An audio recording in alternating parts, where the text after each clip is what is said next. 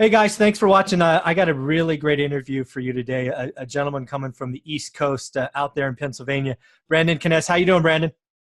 I'm doing well. I appreciate you letting me come on and chat with you for a little bit. Yeah, we got connected for the first time probably about 4 or 5 weeks ago. Lovely social media and Facebook. Saw you were doing some pretty active things out there, and I just reached out and said, "Hey, can we get on the channel?" And you were gracious enough to say, "I don't know this guy from anything, but let's do it." So I really appreciate you doing that. Thanks, Brandon. Yeah, absolutely. All right. Well, let's just get into my normal format. And what I always do with my interview and my guest is we always start with what you're doing today, right? Give a feel for the audience, what you're doing today, what your business is, and then I'll just start asking you some questions. So what do you do? Yeah, sure. So I mostly am doing fix and flips right now. I have a property investment company that specializes in fix and flips. We'll get into a few wholesale deals here and there. Right now I have 6 active flips going on, and that obviously changes day to day. We're constantly acquiring properties and selling properties. But that's in a nutshell what's going on right now. Just recently expanded into another market. So just trying to grow the business and keep the properties coming in. Yeah. So there's so much that you said there that we need to unpack for the audience. So let's talk. Let's just break it down into the normal cycle. So why don't we talk about what do you do today to acquire or maybe secure leads, and then leads obviously turn into offers and quotes. Why don't we talk about what are you doing for leads? Is it bandit sides, cold calling, mailers? What are you doing to find these?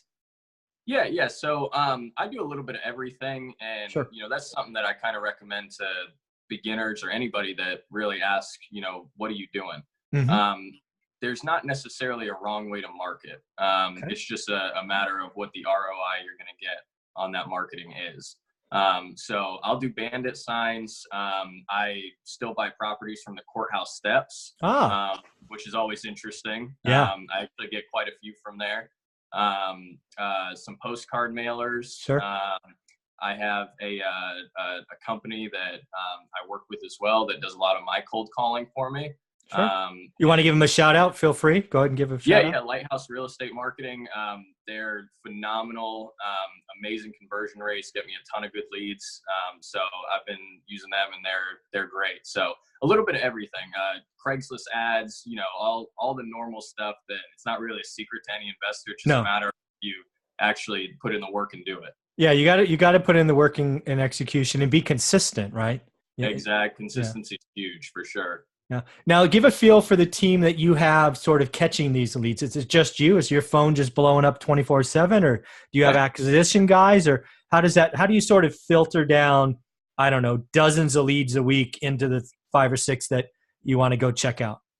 Right. So I did used to be a one-man show. Yeah, I I'm sure. in the last few months brought an acquisitions guy on who pretty much works the Virginia territory for me now. Good. And he's been a huge help. My biggest thing is I value time, and whether it's with my kids or family or just my free time, so I can be alone and decompress for a little bit. This business will throw a lot of stuff at you. Yes, yeah, exactly. And it never ends. My phone still blows up like crazy, but it's much easier when you can pass off tasks to different people. And I'd be remiss if I didn't give my wife a shout out. She does all my bookkeeping and accounting for me. Oh, that's a huge help. She just has that type of, type A personality where she's very organized with all that kind of stuff. So she keeps you honest, huh? Yes, exactly. Yeah. So she's really the backbone of the business as far as keeping everything rolling from day to day. That's awesome. But yeah, those are my two, my wife and my buddy that's doing my acquisitions for me down in Virginia. And he does project management. He does a little bit of everything down there. Okay. Awesome. So that's pretty much it. All right. So let's play with this. So now I think you said in your intro you had 6 projects going on. Are you also sort of managing the general contractors? Are you a GC? Sort of talk about that, because that's often, that often catches new investors by surprise. Just that, I'll call it management headache. Why don't you talk about that? Right. And I've been there. I know exactly what you're talking about. I used to try and do every little aspect. I'm not a GC, but I used to hire out as a GC. Oh, yeah. For every little thing. This is my flooring guy. This is my drywall guy. This is my paint guy. And Oh, I've been there. it was a logistical nightmare because one's always dependent on the other. And so eventually I found a GC who was reasonably priced, Yep. had worked with investors before, came highly recommended. And so he does all my stuff for me now. It's a one-stop shop. He Yep. handles all the aspects of it. And it is a night and day difference between the amount of time you have to spend focused on these flips. I know if I'm getting a call from him, it's probably important, and I don't have to take a phone call from 30 other subcontractors that are working under him. Everything runs through him. Yeah. I'm going to say this just because I believe it. If you didn't find him, you wouldn't be doing six flips at one time. Is my guess. Not a chance. You bought yourself time. Yeah. So that's something that investors have to figure out, right? If you're going to be primarily flipping and you're not a GC, right? So I'm going to assume lots of people have money and or time, right? They can do the front end of this, which we've already discussed. Right. They often don't also have the skills to do the GC and the painting and the flooring and the, whatever, which I don't. I'm not saying I do. But finding that team or that resource that you can depend on will change your business night and day. 100%. 100%. It doubled my business when I finally found a GC that I could keep busy, and he's, like you said, reasonably priced for the work that is done. It's a great trade-off. So outsourcing I'm a big believer in outsourcing and automating as much as you can. Mm-hmm. Because the more free time you get, the more avenues you can work to generate income in other areas, even if it's not real estate. Totally agree. Warren Buffett's a big proponent on having multiple streams of income. Yep. Obviously that guy knows what he's talking about. So, I'm trying to follow the same philosophy. I want to have multiple streams of income, not just from real estate. I want to have multiple streams within real estate, but also outside of real estate as well. And the more you outsource, the easier that becomes. Absolutely. Yeah. You're freeing up time, and we'd be remiss if we both didn't admit that we had to kiss a lot of frogs to find that GC that's going to work for you. And in fairness, GCs have the same things to say about investors, right? I'm sure there's a lot of GCs that have been burned by investors and checks bounced and all of that stuff. So it's a relationship that needs to work both ways. Hence, the GC needs to make money, or else they're just going to do something else, right? They're going to not work with you. And you got to treat them right. But you will. I went through 5 or 6 different teams who said they were great and blah blah blah, and for whatever reason just didn't work out. So we didn't do a second projects together. But once you find one, treat them well. Would you agree? Yeah, exactly. Yeah. There's kind of like this whole song and dance, and I've been through countless, subs and GCs, and trying to just find that sweet spot of, okay, this guy, he's a good balance between pricing and work quality. Sure, I could go out and get the most expensive GC in my area, and I'd probably have no headaches or anything to worry about at all, and he wouldn't be asking me for money. But I also probably wouldn't make any money on. You'd be broke. Yeah, exactly. So there's a balance there, and that's. Yeah. I mean, if you're talking about advice, finding a really good, solid GC and running through all the bad ones. Yeah. It's growing pains that every investor has to go through, every single one. Yeah, I would tell you that ask for referrals and all of that stuff, but you're going to go through 5 to 10 before you sort of find the one, and just be okay with that. And just like you said, you can go to the most expensive one. I would tell you that most investors go to the cheapest one, and I'm here to promise you, most of the time that's a mistake, right? Yeah. They're cheap because they're going to change the scope of work and or they don't do this or they don't do that or who knows what. It's like you said, it's a dance, and you got to put out the effort. So that's great. Yep. And like you said, when you do find one, treat them like gold, man. Yes. Do whatever you can to keep them happy. And, I'm not saying that in the sense of do something stupid and pay them 100% in advance of the job. No. But if he needs a little help at some point, or you want to do something nice for him, get him an extra gift card or kick him an extra, couple $100 at the end of the Buy him a tool. Yeah. Yes. Yeah. Do it so he sticks around, because he will end up making you way more money than he's costing. Yeah. I and you really know you've found the one, because I did a flip, I don't know, let's call it 3 months ago. And for whatever reason, during the inspection, this huge mirror fell off the wall, right? It was like, I don't know, a couple 100 pounds, right? It was double strapped and all this stuff, but it fell. I don't know. I'm guessing one of the teenage kids moved it and they didn't put it back right, but who knows? Mhm. Called up my guy and I said, hey, can you send one of your workers over there to fix it? Because the appraiser's there and they're going to flag the issue. And he sent somebody over, bing, bang, boom, done. Saved me having to re-inspect. It was pretty awesome. Yep. Exactly. Those relationships work. So let's fast forward now. Now a flip's done. How do you just position? Do you just throw it in the MLS and you have agent relationships? Are you an agent? How do you sell your stuff?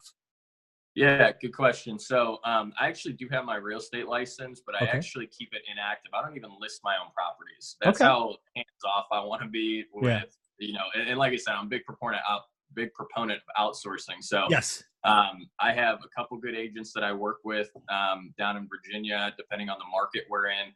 I always hire agents, even if they're only an hour away from one of my properties. I'm going to get an agent specifically right around where my flip is, just because they're going to know better as far as ARV goes and all that kind of stuff. Yeah. So I basically all that to say, yes, I do outsource everything to a realtor. I let them post it on the MLS. On very rare occasions, I'll do a for sale by owner if I know that I can sell it quick by myself. Right. But again, those are, that's the exception, not the rule. Yeah. Yes. Yeah, exactly. It's rare. So, I think that's the right thing to do for your business. Again, you're buying time, right? You're going to give up 3, 4, 5%, not have to deal with all the paperwork and headaches and all of the, liability and all that other stuff that comes with putting that package together. Focus on the next one, right? Your value is getting stuff in the door and out the door, listing to the MLS, doing an open house, taking pretty pictures, pay someone else, right? Outsource. Right. That's exactly it. I'm happy to pay as many people as I can. If it's making me money, that's really the bottom line that it comes down to. If it's making me money and freeing up my time, let's do it. I'm in. Yeah, that's awesome. So I guess we'll close out this section with I know it's hard to say with averages, but are we talking your acquisitions are sort of sub 100 and so your purchase is here and your sell is 200, or where are we at in the markets you're at roughly? Yeah, so the median sale price in the markets I'm in usually hovers between $150,000 and $200,000. Yep. And I like to stay right in there.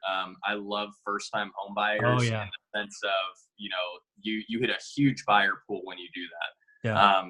They're not always the easiest buyers to deal with, just because they don't always know a lot of their stuff, but you hit a huge buyer's pool with that. And what I've found is anytime I tend to venture out of that comfort zone, my houses tend to sit a little bit longer. Yeah. And I'm that type. If it's not sold in a week, I'm like, okay, what's going on? Yeah. Like, let's price drop. Let's go.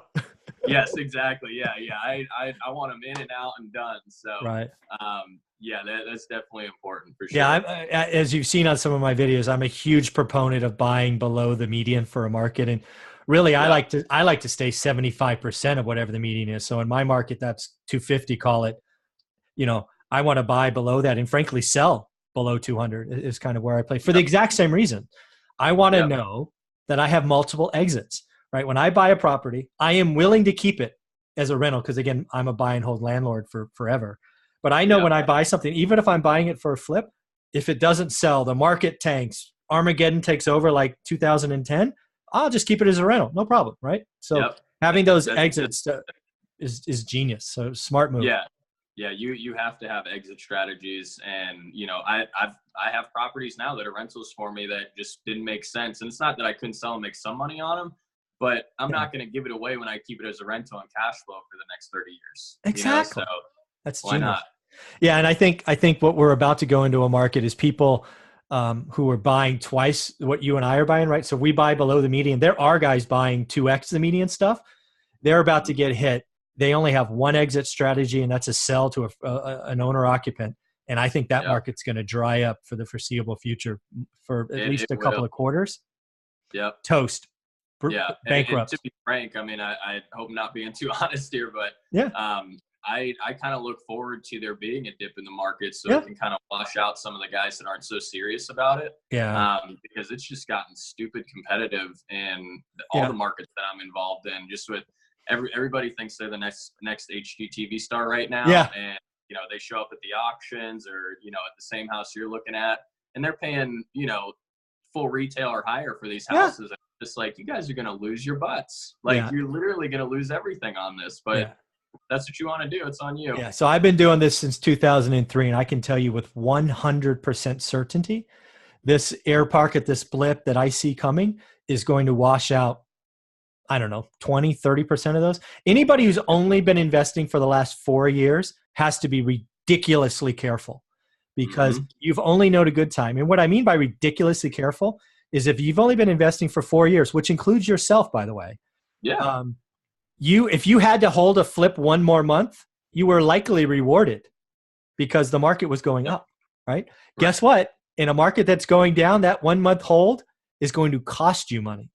And when you have private money or hard money, or some JV guy who's chewing on your leg to get his money back, not going to be comfortable. So your market, you're going to see a lot of people wash out. It's going to happen. Yeah.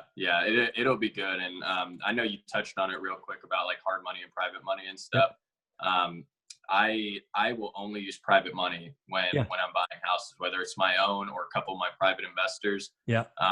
And the reason being is because if you're, like you said, if you're doing an HML hard money loan, you can get screwed. And I know guys personally that have gotten screwed on that, they get stuck with the property, they can't get rid of it, and they're paying, $1,500 a month, and 12% and this and that. It's ugly.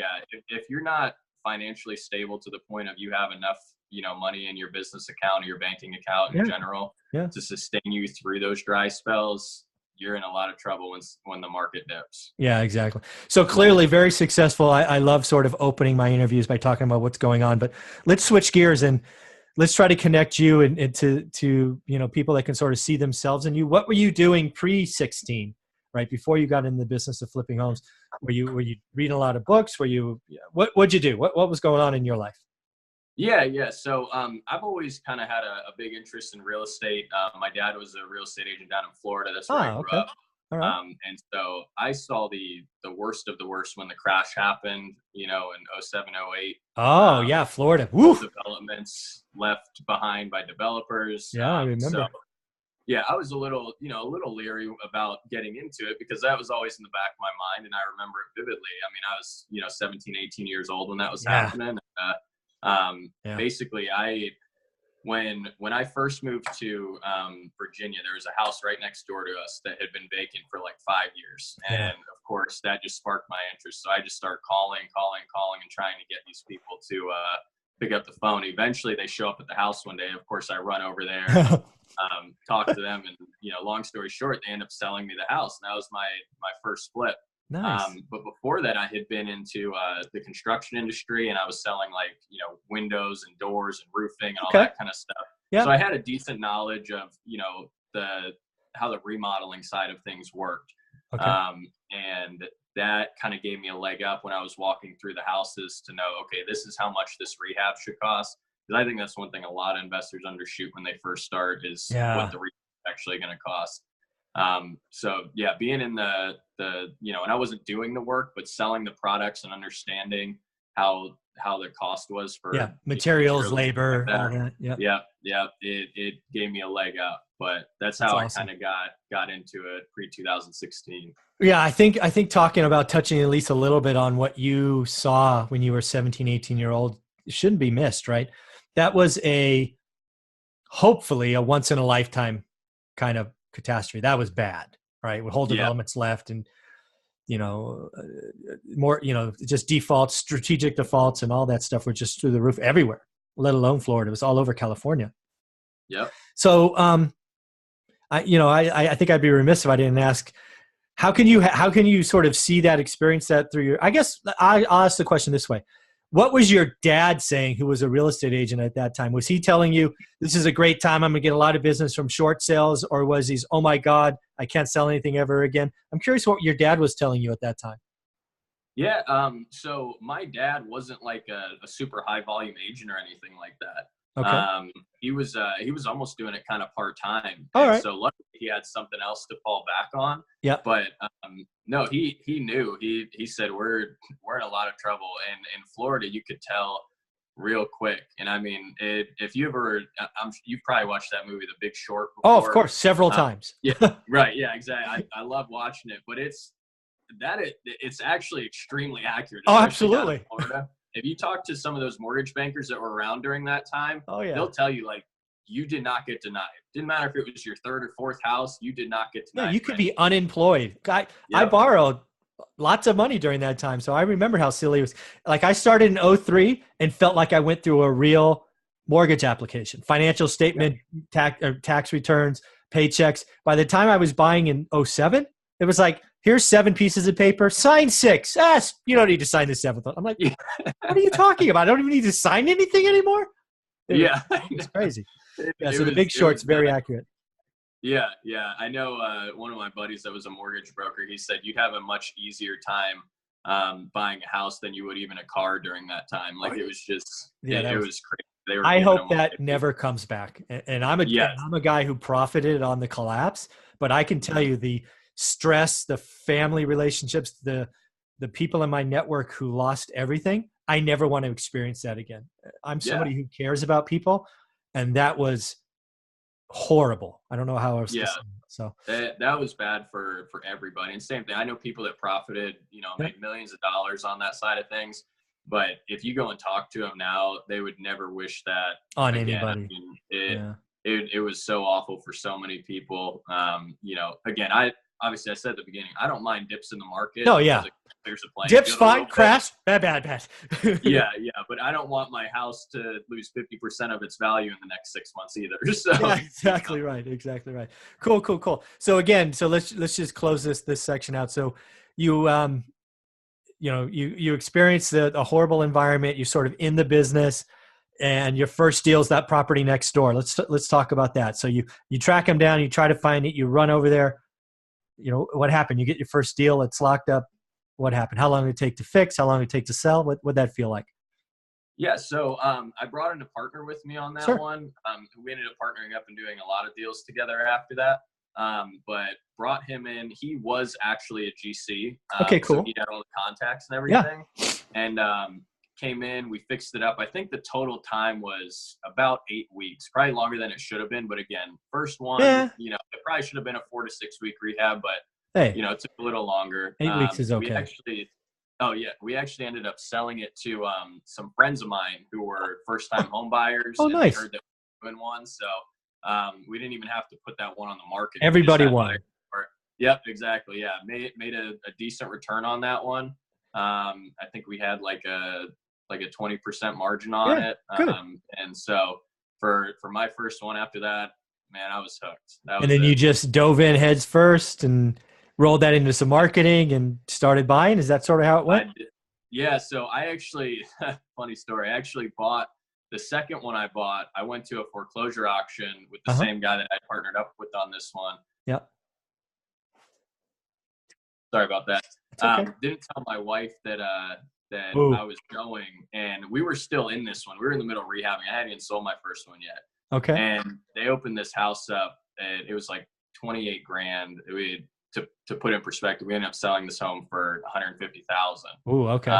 And so when it came up, I just, I raised my hand, and it was one of those things like, I'll ask for forgiveness. Beg for forgiveness later.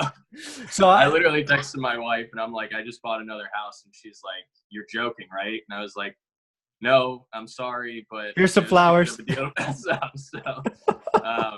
When I got home, I got a stern talking to about how we're only doing 2 houses at a time. Now, of course, like I said, we have anywhere from 6 to 10 going on at a time, and she's all in at this point. Yeah, she's gotten comfortable. Yeah, she trusts. Yeah, she's a part of it, right? She sees the book, she sees the numbers. And I did a video yesterday, the day before, about the importance of having your significant other on board. It's huge. You don't have that, you're toast. Yeah. If she wasn't on board with me, one, I'm not big on the accounting side of things, and she is. So if I didn't have her, my books would be awful. And 2, if I didn't have her support, I wouldn't be doing it. There's just no way. I certainly wouldn't be doing the volume that I'm doing. Yeah, no question. So I'm just curious, since you touched on it, is it when I hear $28,000 for a house that sold for north of $150,000, I'm guessing stripped wiring, bad plumbing, new kitchen, new bath kind of stuff? There was 2 trees that had fallen through the roof on either side of the house. We found a dead cat in the house. We found it was a hoarder house. Like when you walked on the stuff, your head was touching the 8-foot ceilings. There was no walking paths. It was horrendous. So this was a strip down to the studs, top to bottom, brand new. We still came out. I think we made close to like 40,000 on that one. So I mean, it was a good flip, but it was year to date. That's still the worst house that I've ever bought. That was the worst one as far as the condition it was in. Yeah, it's every time I see a house like that, and I don't know that I've bought one where a tree fell through the roof. I'm pretty sure I haven't. I've had ones with roof issues and squatters and hoarders, and I'm always amazed at what people are willing to live in. But yeah, it's shocking. It really is. Yeah. I know I guess it's probably some kind of mental disconnect there, but you know, no logical or sane person's ever going to really be able to understand that, I think. Yeah. All right. So let's close this out. Let's now pretend it's 3 to 5 years in the future. What do you hope your business is? What do you hope to be doing? I think you said today you've got one team member plus your wife, so let's call it 2. Where are you? What's the business look like? Yeah. So I definitely, you know, doing right now, you know, 20, 25 flips a year, a few wholesale deals in there as well. I have a couple rentals. My goal 5 years from now, honestly, I want to be almost all in long-term buy and holds. Okay. Because, you know, like it or not, even if you have the system automated, when you're doing fix and flips, it still is time consuming, even if you have a good GC, even if you have good, you know, project managers. And I'll probably never fully get away from that because the money's good there. But I definitely would rather start moving to the side of, okay, I'm going to do, you know, maybe 1 flip a month. Right. And then hopefully I'm buying, you know, 2 to 3 rental properties a month at that point and building that long-term wealth. Because that's the ultimate end game, right? I want to be able to retire, have great monthly cash flow. I can, you know, do whatever I want at that point. Like I said, my time is my most valuable thing. Spending time with the kids means the world to me. So that's my number one thing is how can I get enough cash flow so that I don't have to worry about, you know, all the little details of everything else that comes with real estate investing. Yeah, that's huge. And again, I want to unpack some stuff there that you just, you know, sort of gold nuggets you put there. First and foremost, a lot of people that are kind of on the newer side, maybe they've done one deal, maybe they're looking to do their first deal. They'd be ecstatic to do 6 flips a year, let alone at one time. Yeah. But they need to hear that flipping and or wholesaling, it's a job, right? If you stop the lead generation, if you stop that, you know, train, income stops. Yeah. And a lot of them get, you know, hooked on the Instagram life or the Facebook life and all the people showing the big checks and the stack of cash, and that's not good for you long term. No. And it's not realistic to sustain that. You know, I think that, you know, when you first get into this game, if you're under the impression that you're going to, you know, work 10 hours a week and, you know, have all the free time in the world and you're going to make 100K your first year, you're out of your mind. You're going to, there's that saying, and it's 100% true. And if you ask my wife, she'll still tell you, entrepreneurs will work 100 hours a week so that we don't have to work 40 hours a week for somebody else. You're not going to get out of working 40 hours a week. You're still going to go to work. You're still going to bust your butt and do stuff. But the difference is you can do it on your own time. I can take a break when my kids get home at 5 o'clock. There you go. Bed at night. That's awesome. They have no idea daddy's busting his butt the other, you know, 21 hours out of the day. Right. You know, I'm the type, if I can get 5-6 hours sleep at night, I'll go to bed late. I'll wake up early. So I'm not You youngsters, man, I tell you. Yeah, I know. Believe me, I hope I get to a point where I can start sleeping in. I would love it, but having a 5-month-old right now, that's non-existent anyways. So, yeah, no, amen to that. But yeah, it's there's a lot of time investment, and you do have to bust your butt. There's no like secret sauce. You're not going to go to any of these classes and pay a crap ton of money and learn how to, you know, work 5 hours a week and make, you know, $1 million. It's not going to happen. At least it's not going to happen overnight. You know, 20, 30 years in the game. Yeah, you can do it. Exactly.